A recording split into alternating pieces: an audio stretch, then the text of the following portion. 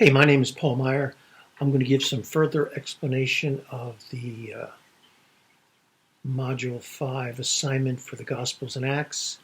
I want to do that because it is very challenging and most students have a lot of difficulties with it.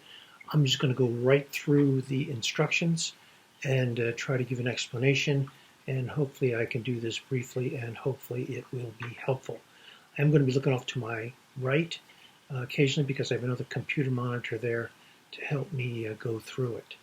So the assignment begins by saying that it's primarily the end game, if you will, is the video presentation.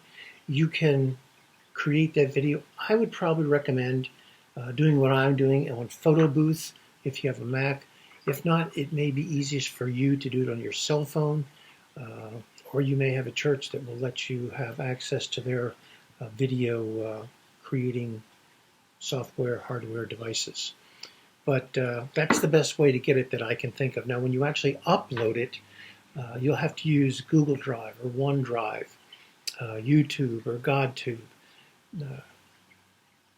The instructions recommend OneDrive. I found a lot of students have a problem with that. Some students are actually used to doing YouTube, which is what this video is on. So honestly, whatever is easiest for you.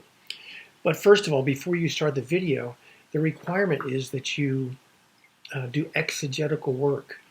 And please look up the steps of exegesis that are in the textbook, because I'll expect all of those steps to be on your notes and outline. Notes and outline are required.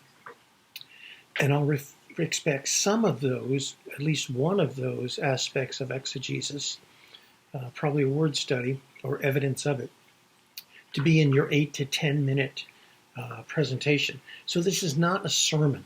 This is more like a Bible study presentation.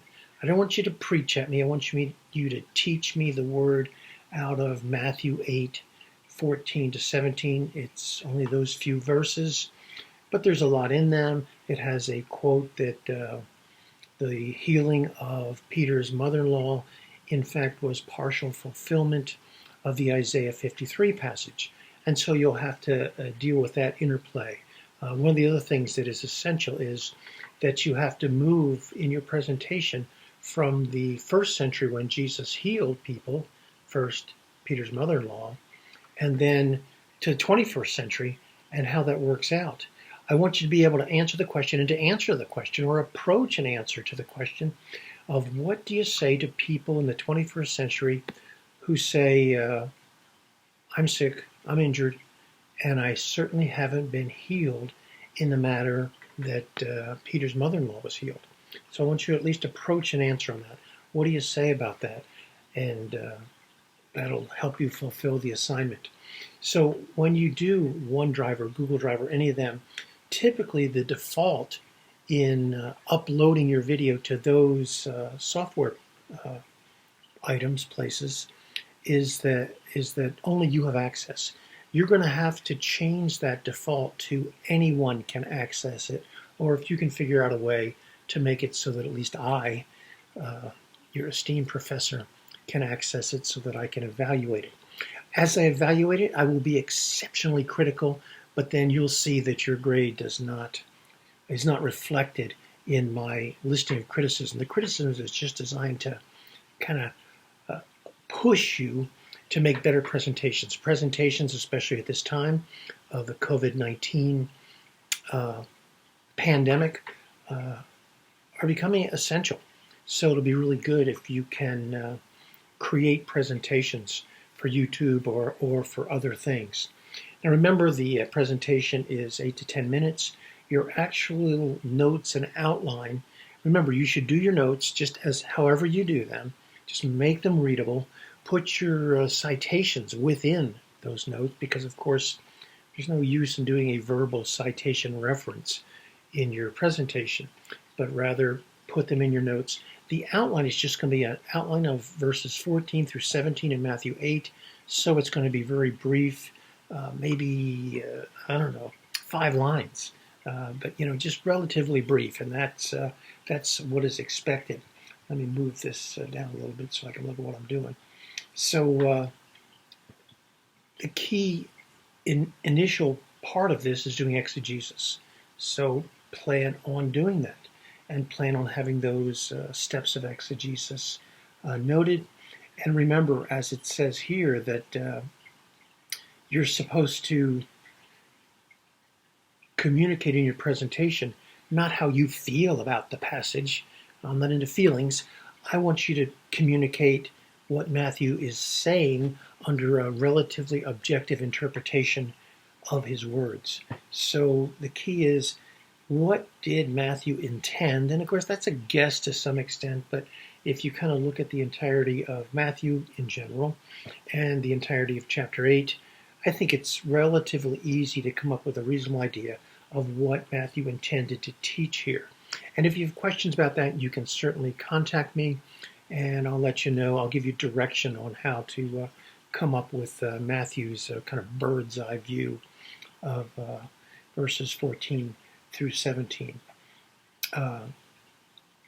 So the actual presentation should begin with you stating your objective.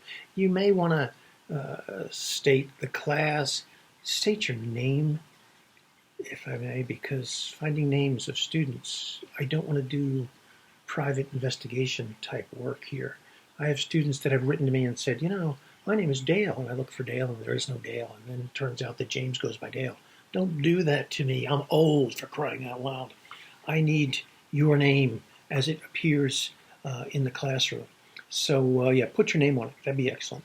The assignment also recommends that you read Joel Gregory, his writings on how to do a presentation, how to study scripture. Read that. It's not that long, and hopefully it will be helpful. The teaching outline, like I say, as far as I'm concerned, it's designed to help you, not me. But I do want you to put citations in it. I do want you to conclude with a list of references. And notice there's a demand on how many references there should be.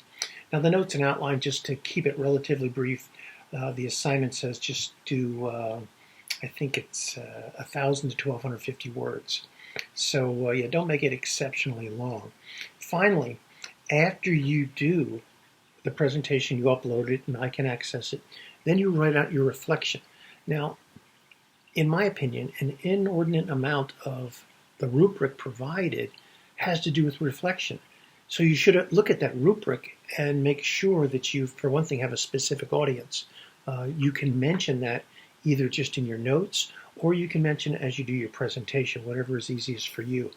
But make sure that you look at that rubric, you follow it. After stating the verses, what you're going to study, then you need to state your objective. Part of the rubric says you need to give your thesis and your argument. So you have to say, I claim that Matthew 8, 14 to 17 is concerning Jesus doing this and that. And make that thesis more specific than I just did, because it should only be limited to those verses. When someone looks at that thesis, they should say, hey, that's got to refer to Matthew 8, 14 to 17. That's how I want to go. And then your presentation goes in the form of an argument, to prove, theoretically, I would say, 3 or 4 points of your thesis. So your thesis should be 3 or 4 points, and then your presentation of 8 to 10 minutes should be also that paragraph by paragraph as you're speaking, the arguing your thesis, and you should conclude with your thesis being proved or disproved. And that's going to take some work. That's where the exegesis is going to come in. I know you may have other questions. If you do, contact me by the means most convenient to you. Again, make sure you put your name on every single assignment so that I can figure out who it is with relative ease.